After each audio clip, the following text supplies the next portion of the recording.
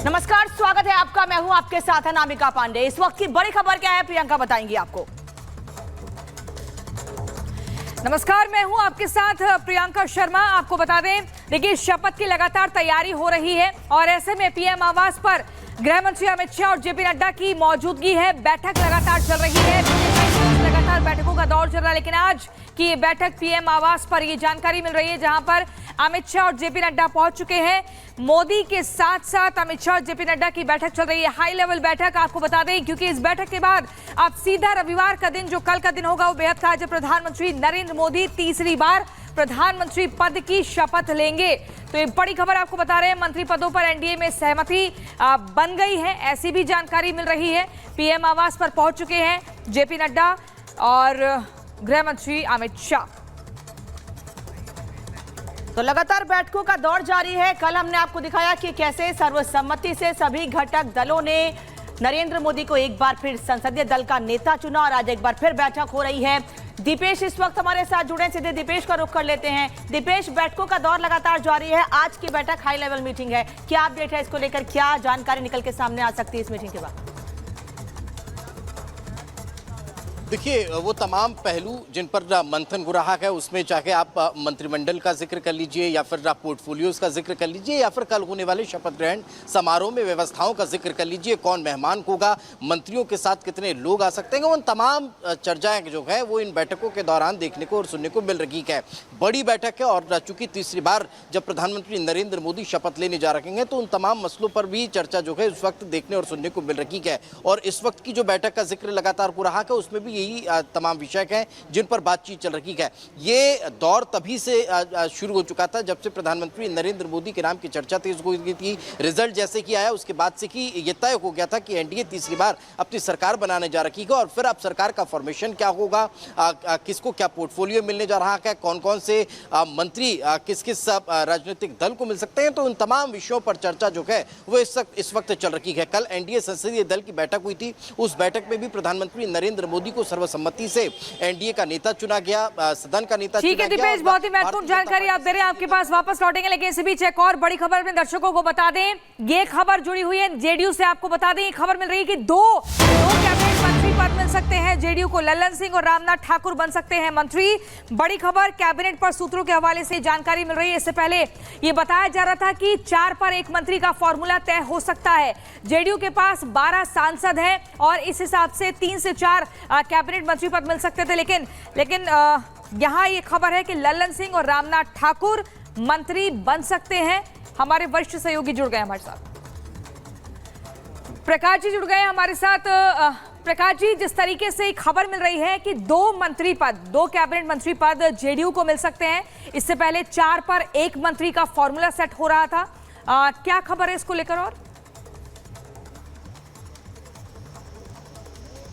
देखिए, जो कल नीतीश कुमार और जेपी नड्डा अमित शाह की मुलाकात हुई थी, अभी फिलहाल एक मंत्रिमंडल का स्वरूप ले रहा है, जिसमें कि जेडीयू ने तो मांग किया है 4 मंत्री पद का, लेकिन अभी लल्लन सिंह और रामनाथ ठाकुर को बाकायदा कैबिनेट मिनिस्टर के रूप में इंडक्ट किया जाएगा। कल जो स्वेरिंग इन सेरेमनी है, लल्लन सिंह भूमिहार जाति से आते हैं, रामनाथ ठाकुर जो हैं वो अति पिछड़े समुदाय से आते हैं, क्योंकि अति पिछड़े के एक बड़ा तबका ने नीतीश कुमार को समर्थन दिया है इस चुनाव में, जिसके कारण इतनी बड़ी सीटें आई हैं, ज़्यादा से ज़्यादा एनडीए को सीटें आई हैं।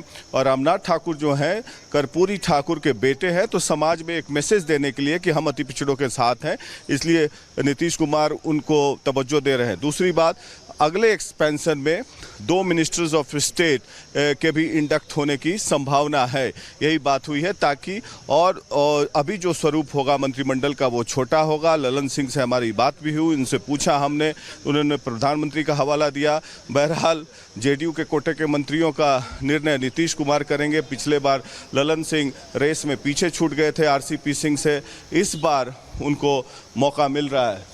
हमारे साथ मौजूद हैं देवेश ठाकुर जी, जो कि इस बार लोकसभा का चुनाव जीत के आए हैं और विधान परिषद के सभापति भी हैं, और ये अपने पद से इस्तीफा देंगे। देवेश जी, मंत्रिमंडल का स्वरूप कल लेने जा रहा है और जो हमें सुनने में आ रही है खबरें कि 2 मंत्री बनेंगे, लल्लन सिंह और रामनाथ ठाकुर, तो क्या जेडीयू का दावा 4 मंत्री पद का था, बाकी 2 अगले एक्सपेंशन में बनेंगे। नहीं, जेडीयू का कितना दावा था, कितना नहीं था, कितने हो रहे हैं, अभी इसकी आधिकारिक जानकारी बाजार में नहीं आई है। आधिकारिक जानकारी जब आ जाएगी तो, और आप ही लोग देंगे, हम लोग को तो वो भी नहीं मिलेगा, आप ही को मिलेगा सबसे पहले जानकारी। तो आप लोग जब देंगे तो हम समझ जाएंगे कि हाँ ये आधिकारिक बात है। उसके पहले तो सिर्फ हवा की बात है, चलते रहते। अच्छा, नहीं, प्रधानमंत्री ने कल कहा इसलिए आप लोग सचेत हो रहे हैं, लेकिन जेडीयू के कोटे के मंत्रियों का निर्णय तो नीतीश कुमार को करना है, न कि प्रधानमंत्री जी को। वही तो मैं कह रहा हूँ, लेकिन जब उनकी बात हो जाएगी तो जो नाम आएंगे आपके जरिए जनता को मालूम। मैं बता रहा हूँ, ललन सिंह और रामनाथ ठाकुर फिलहाल बनेंगे। ब्रेक कर रहा हूँ न्यूज़ पे। आपके बोलने से तो हम नहीं मानेंगे। नहीं मान लीजिए आप, यही होने जा रहा है। तो दूसरी बात, सभी को बधाई है मेरे तरफ से, दूसरे दोनों को बधाई है, दोनों उसके पात्र हैं, इसमें क्या दिक्कत है, अच्छी बात है। अति पिछड़ी जातियों में संदेश जाएगा। देखिए रामनाथ ठाकुर जी सिर्फ अति पिछड़ी जाति के हैं इसलिए नहीं, उनका योगदान है, समाज में उनका योगदान है। ठीक है, स्वर्गीय कर्पूरी ठाकुर जी के वो सुपुत्र हैं, लेकिन समाज में उनका योगदान है, मेहनत है इलाके में, उनकी अपनी भी योगदान है। ललन जी का बिल्कुल, हमारे राष्ट्रीय अध्यक्ष रह चुके हैं, उनसे सीनियर कौन है इस पार्टी में? नीतीश कुमार रहे हैं। दूसरी बात देवेश जी, आप लोग महत्वपूर्ण भूमिका निभाए नीतीश जी को एनडीए में लाने के लिए, और आपने सलाह भी दिया था उस समय।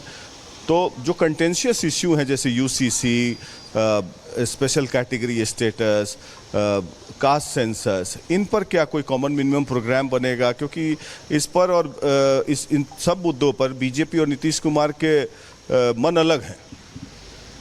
देखिए, इतने दोनों बड़े नेता, एक देश के प्रधानमंत्री, एक हमारे दल के राष्ट्रीय अध्यक्ष सह मुख्यमंत्री विगत 18 सालों से, इन दोनों के बीच में जो चर्चाएं होंगी, संभावित चर्चाएं होंगी, उस पर अगर मैं टिप्पणी करूं, इसे तो मूर्खता ही समझा जाएगा।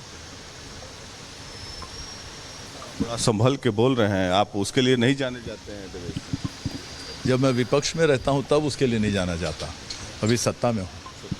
खैर, ये थे देवेश ठाकुर, विधान परिषद के सभापति हैं, अभी बड़े पद पर हैं, और ये सभापति पद को छोड़कर लोकसभा सदस्य बनेंगे।